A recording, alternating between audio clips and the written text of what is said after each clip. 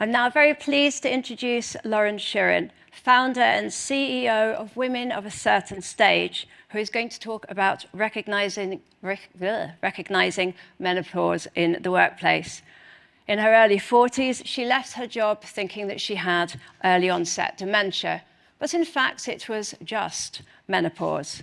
Lauren is now dedicated to normalizing all things menstruation to menopause in the workplace and empowering individuals to thrive. She also has, hands down, the wittiest company name ever. Lauren, thank you so much. Thank you. So I can talk about this topic until the cows come home, so my phone's in front of me to keep me on time. Wow. I'm really super nervous today, which is really unusual because I love doing public speaking.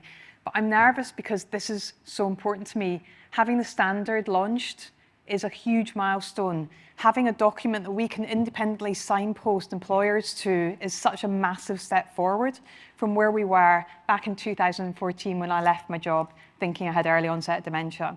So I genuinely want to say a massive thank you to everyone that's been involved in pulling this together, for the lengthy debates, the different opinions about what words should be used where and when and how, and what inclusivity meant, how we made sure that these standards really had life breathed into them so that they were a super useful and meaningful document for organisations of all sizes. So what is it that an organisation needs to do? What is it that we need to be looking at? And why are we actually even talking about menopause at work? What's best practice look like, and what's your commitment going to be going forward? That, for me, is probably the key question for today. Whether it's menstruation, menstrual health, or menopause, what's your commitment going to be? As you're listening to the day, as you're talking to each other, as we're networking together, what's your one takeaway going to be? What difference are you going to make as you go back to your organisation? How can you help us move this forward so that no one has to leave their job, no one has to hang their head in shame, hide in embarrassment, or feel weak and vulnerable because something's going on with them that's an entirely natural biological process? So I'm just going to quickly recap because there's so much information out there, and we know that what do we do when we don't know about something? We go online. We use a search engine, and we come up with all sorts. But Dr. Search Engine can lead us down all sorts of little garden paths and tell us all sorts of interesting things. We talk about menopause being 45 to 55. That's a UK statistic. So if you're part of a global organisation, you might find you've got colleagues, if they're living in the States, might have a slightly later menopause. Or if they're in Asia, they might have a slightly earlier menopause. Our symptoms change depending what culture and what country you're in. There's so many factors that we're yet to understand that really, really breathe life into why we experience menopause in so many different ways. And so we have to keep an open mind and use trusted resources and sources of information to get the best quality information to help ourselves and to help everyone else. So menopause is typically classed as the time of life when we have gone for 12 months without a monthly bleed. And at that moment, we become menopausal. Thereafter, we're postmenopausal for the rest of our lives. The reality is that the whole journey really starts a little bit earlier when we're in perimenopause. And perimenopause is the time when our natural monthly cycle, whatever that is to us, a monthly could be 17 days, as mine was, or it could be 34, or it could be entirely erratic. Everyone's different. But when your cycle starts to change and you notice differences, it might become heavier or lighter. You might find that your periods are closer together or further apart. And you might notice a few symptoms creep in. Anxiety. That juggling act of life could suddenly become a little bit trickier, but you're not really sure why. Because the generation coming up to and going through menopause now hasn't been educated routinely on the matter. Our parents haven't spoken to us about it. And so we end up hiding behind this thing that even we don't know. Over 86% of people, of women, don't know what menopause really is, nor how it's going to impact them.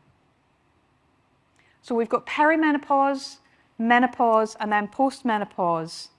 But the exciting thing for me is the conversation that we're beginning to have. The conversation that means that we can be more open.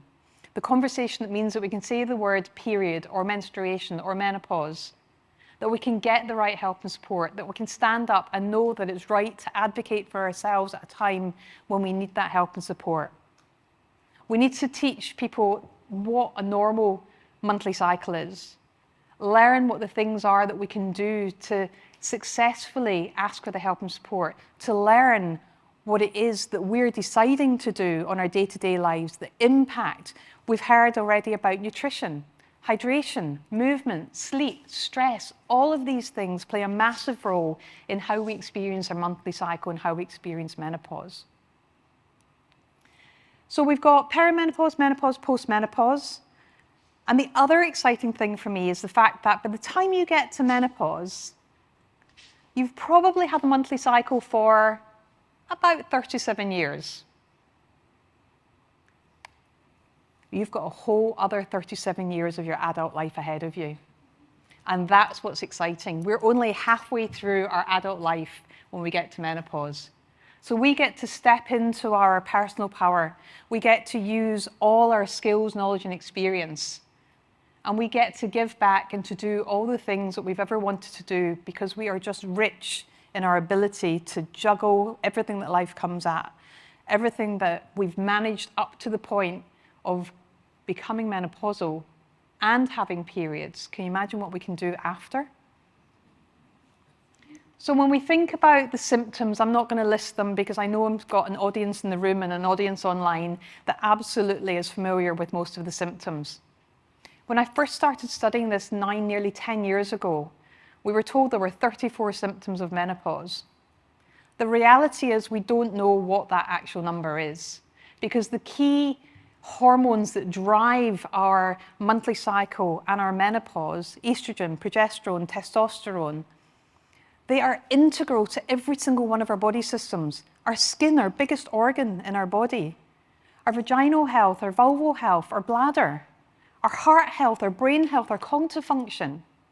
So if you've got 3 key hormones that are driving these, and they're beginning to fluctuate and not be in sync as they were, as they're declining as we hit menopause, is it any wonder that our skin feels a bit weird, that we're thinking, feeling, and behaving a little bit differently than we were before, until we can settle down, figure out our best way forward, and step into what I reckon is the best part of our life, being postmenopausal. So how long does this go on for?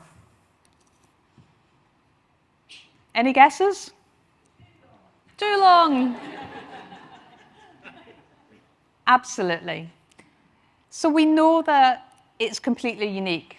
There will be some people, maybe somewhere in the region of 10 to 20% of people that will sail through menopause without experiencing any symptoms whatsoever. But the reality is about 25% of us, possibly more, will have really severe symptoms or symptoms that need some form of intervention to enable us to manage and to stay on our A game going forward. And the other 55% will probably need to make some minor adjustments or other changes to be able to carry on doing what they do. But the whole experience, we say, and depending what studies you read, you're going to hear different information, but somewhere between 2 and 5 to 12 and 15 years. It's a big chunk of our life. And in the workplace, that is a significant time because often we're at the most senior roles. We're typically juggling the most we've ever juggled with families. You might be like me with a young child at home as a sole parent, someone with lifelong medical needs, working in a senior role, family 400 miles away, and just trying to make it all work. And one minute if things working really well, and then the next minute you're not quite sure what's going on. I see a lot of nods. Yeah? But we're in it together.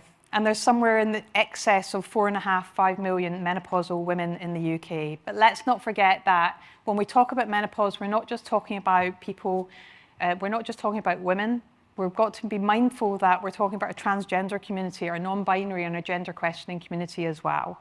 So often you'll hear people saying, you'll hear talks or read documents saying people rather than just referring to women. So when I do say women today, it's because I'm talking about studies or research information that's come about as a result of most of what we've looked at, which is typically higher socioeconomic Caucasian women.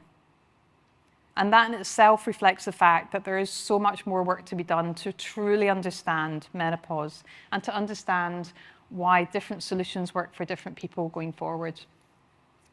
So if we just flick this over to the real reality of where we're at just now, there are a number of issues, number of challenges that we're facing at the moment as employers. We know that people are working harder, people are feeling burnt out. We know that it's one of the leading causes of people to be absent from work at the moment. We know that attraction and retention has never been trickier. We're hearing every single day, I'm reading online, I'm hearing from colleagues about just how challenging it is to find the right people. We also know that with the cost of living crises, that there is adding additional complications to people being present at work who maybe really ought to be seeking help and support. We know that people are turning up into jobs and into roles where sheer fear of not taking that salary home is keeping them there and stopping them from going and asking their doctor, their manager. They don't want to be seen as weak and vulnerable. And add into this mix menopause, add into this mix adenomyosis, add into the mix endo, add into the mix fibroids, add into the mix everything else that we go through as women, then that just compounds everything we're already experiencing. So it's really, really crucial and really important that we can normalize the topics of menstruation, menstrual health, and menopause at work. So I think I might have already alluded to some of the conversations I've had this morning. This is not a minority topic. This is not something that we should be talking about. Women make up 51% of the world's population. Coming up to 2030, 1.2 billion people will be experiencing menopause or be postmenopause. That's not a small number. So it's something that we need to be taking mainstream, that we need to be talking about. I'm going to challenge you straight away, so I'm going to invite you to say after me, menopause. Menopause. Menopause. Menopause. Thank you. And I mentioned this statistic already. This is one of the statistics of the many that are out there saying that there's a cost of roughly £10 billion cost the economy in the UK alone. So when you start multiplying that up, globally, this starts being a ridiculously large number that we, every single one of us, has got an opportunity to impact and to make a difference. But why me? Why am I standing here talking to you today? Well, let me take you back to the 5th of November, 2014. Senior exec, financial services, leading global teams in India, America, the UK, absolutely loved my job. I worked in regulatory and compliance change, totally adored what I did. I took all the regulatory stuff that no one could understand, including the people that wrote it sometimes, broke it down into bite-sized chunks, and then worked with my team to deliver it. I absolutely loved the complexity, I loved the intellectual stimulation, I loved getting to know my people. Until the day I sat in a meeting, unable to get a word out of my mouth.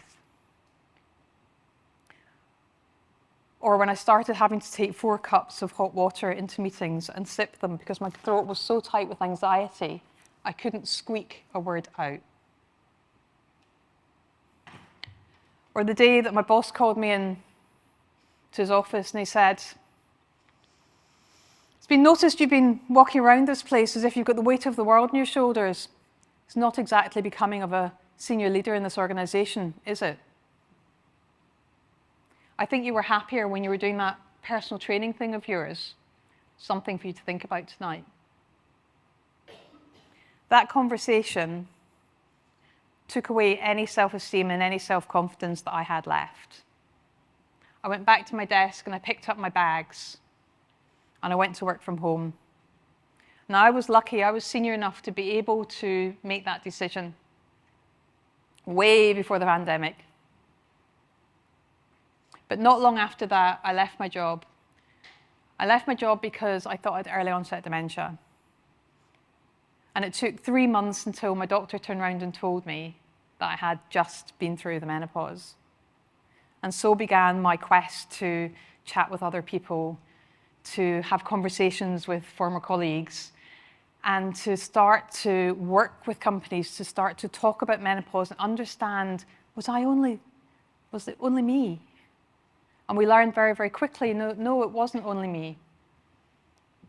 So we started having menopause social events, which is one of the most powerful things an organisation can do. Just bringing people together to talk. Yes, it costs time to administer, and yes, it costs time to bring people together, let them have half an hour, 40 minutes away from their day job.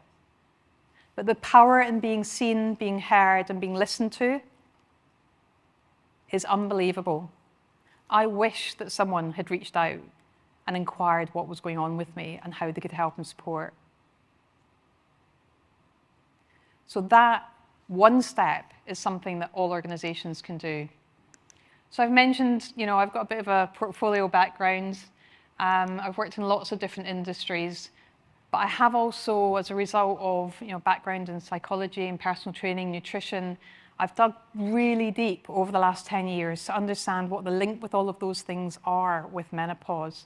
And we blend all of these lifestyle choices that we all make on a day-to-day basis into all the work that we do. But when we're working with organizations, I'm not going to go through all of this in detail because I believe the slides will be available and we could be all day otherwise, right? And I'm sure that's not part of the plan. But when we are working with organizations, we invite them to look at their strategy. We invite them to look at the colleague journey right from the get-go, right from the job design, person spec, making sure that they're created in a way that is truly inclusive, making sure that they are menopause savvy, menopause supportive.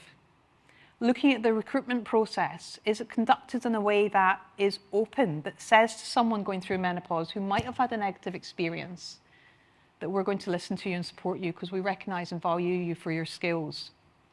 When you onboard somebody, is menopause mentioned in that process? Is menstrual health and menstruation and menopause mentioned in the onboarding process? Is there a flag in your HR system where you can talk about women's health issues or period problems or menopause? Are you holding exit interviews? I won't ask for a show of hands because I know there won't be many go up. But there's very few organizations that I have witnessed who do really great exit interviews. They're a mine of information. They're an amazing opportunity to learn where you can make changes and improvements in your business. So we look at, we work through the whole strategy about making the organization truly menstruation and menopause savvy and supportive. We talk about the colleague journey. We make sure that we're looking at each aspect of that. We look at key metrics to make sure that if you're going to start talking about menopause, if you're going to look at the standard, pick out the key information from the standard, make sure that you're applying that and you're sharing it with your colleagues, breathing life into it in a way that's fit with your culture, that this starts to make a real difference so you can monitor and you can measure on a year in, year out basis. I'm not necessarily a massive fan of doing a standalone menopause policy or a standalone period policy. I'd much rather see an overarching wellbeing policy where each individual knew that whatever was going on with them, they could talk to a key individual, a menopause champion, a wellbeing champion, a mental health first aider, a line manager, a trusted colleague in occupational health or HR, whoever it is, because the company culture is inclusive. But a menopause policy or a menopause guidance document is a great place to start too. The key thing here is there's no one right way to move this forward. The key thing is to understand where you are as an organization and to think about what's that one step, that 1% difference that you can make that's going to actually impact people in a positive way going forward. How do you make your male manager feel more comfortable when they notice someone's not quite themselves to feel confident to have a conversation before something becomes a performance issue? How do you signpost people to the information so they can get the right help and support that they need as well? And again, there's so many areas where we can access help and support, but often it's tucked away in a file somewhere and we don't know about it. So how do you let people know regularly? what's involved in your employee assistance program, in your private medical, if that's appropriate? How do you let people know where guidance documents are and how they can access them? If you've got a policy, and I asked this at an event recently in Barcelona, whereby we asked the room who had a menopause policy. Pretty much the whole room's hands went up. Then I asked the question, and who's read it? So if no one's read it, how can we breathe life into it? How can it make a difference? Think about when you pour those blood, sweat, and tears into creating a document, that you do something that puts the energy, that puts the communications behind it, so that it genuinely makes a difference as well. So just to wrap up, thinking about what you can do, listening to each of the speakers, listening to the panel, listening to each other during the breaks and the networking opportunities today, just think about what that one key thing is that you can do that will make the biggest difference to the most people. Thank you so much for your time. Should we take some questions? Oh, I've got time, yeah. Thank you so much. I've been keeping what I can only describe as the most eagle eye ever on the timing. We do, and you're actually slightly behind. I just wondered if there were any questions for Lauren. Lady over there. There is a microphone. Is that all right? Thank you. I'll come and get it. That's my nerves going super fast today. Thank you. While we're waiting, I will show.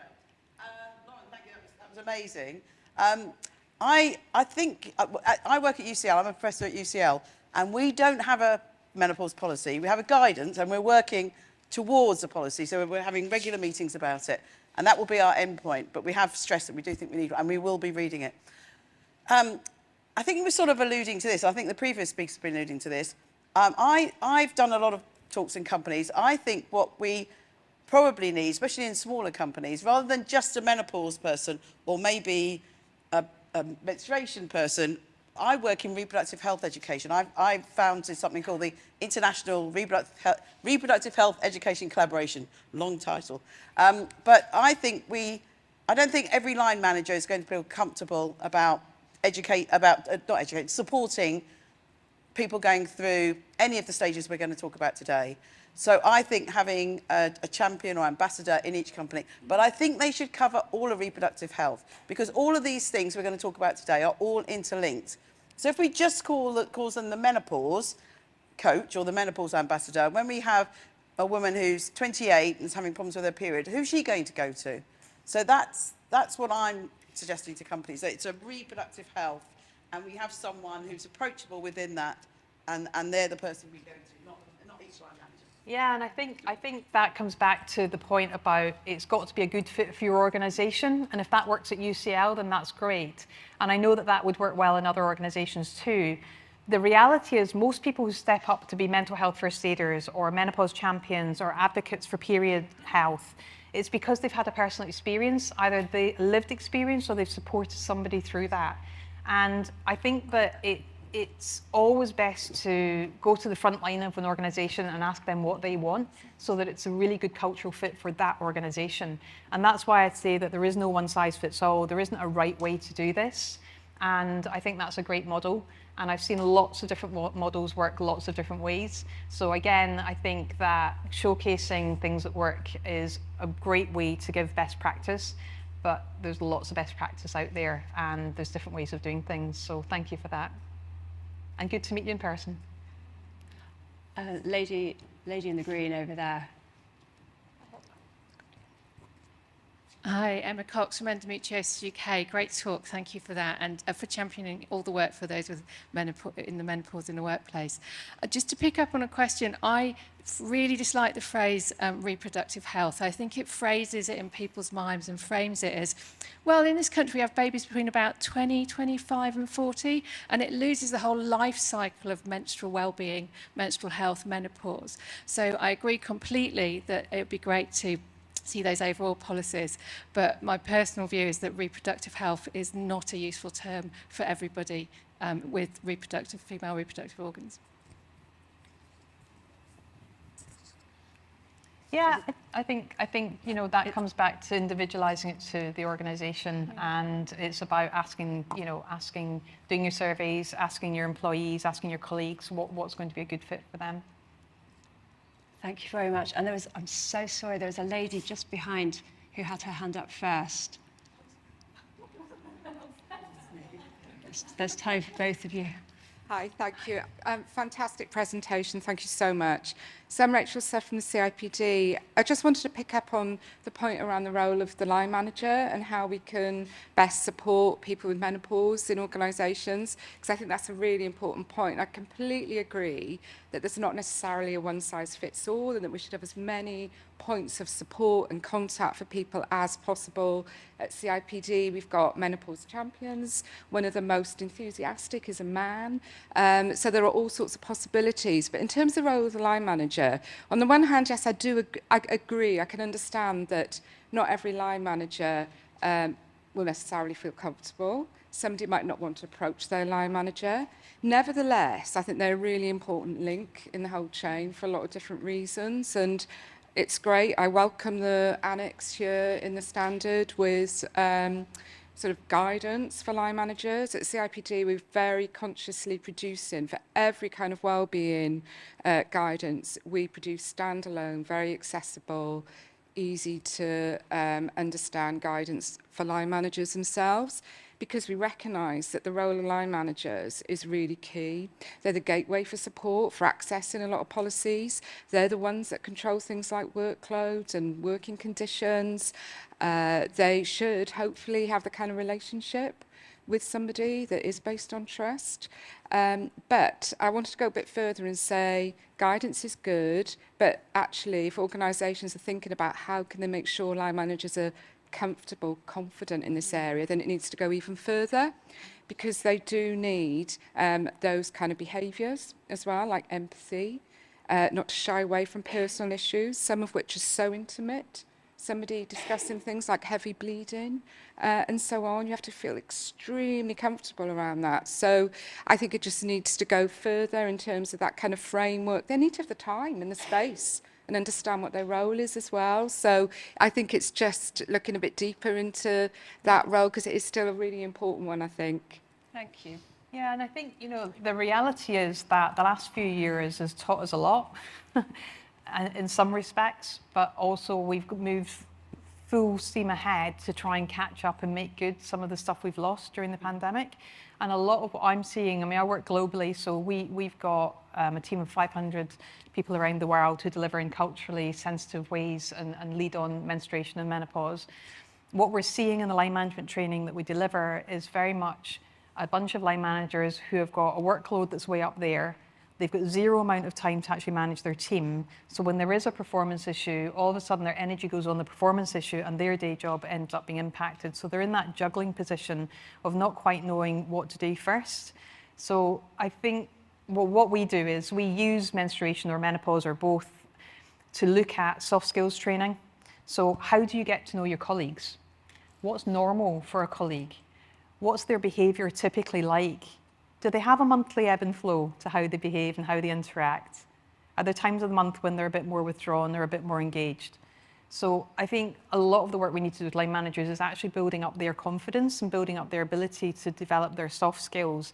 And then you can start to layer on top or use your menstruation and your menopause training to actually build in those soft skills. It's not just about going, these are the facts about menopause, notice it in your people and then step in. That doesn't help anyone. It's actually, how do you notice when someone isn't their normal self? What language do you use? What body language do you use? What's that person's individual personality and communication style preference like? What's yours like? How do you meet them where they are so that you can actually engage and not repel them? So I think everything you've said is absolutely spot on, but we need to do a lot more with the line managers, and this is just one new topic for them to take on board on top of all the other D&I, well-being and every other topic they have to do as well as their day job. So I think the more we can blend all of this together, rather than trying to do lots of different trainings, And it can be done, and it can be done really, really well. And there's, again, there's lots of models, there's lots of different ways of doing these things. But again, just looking at the overall annual plan for training and seeing how things can be put together rather than having disparate training is really, really helpful. Thank you so much. And thank you so much for your comments and questions. You may go.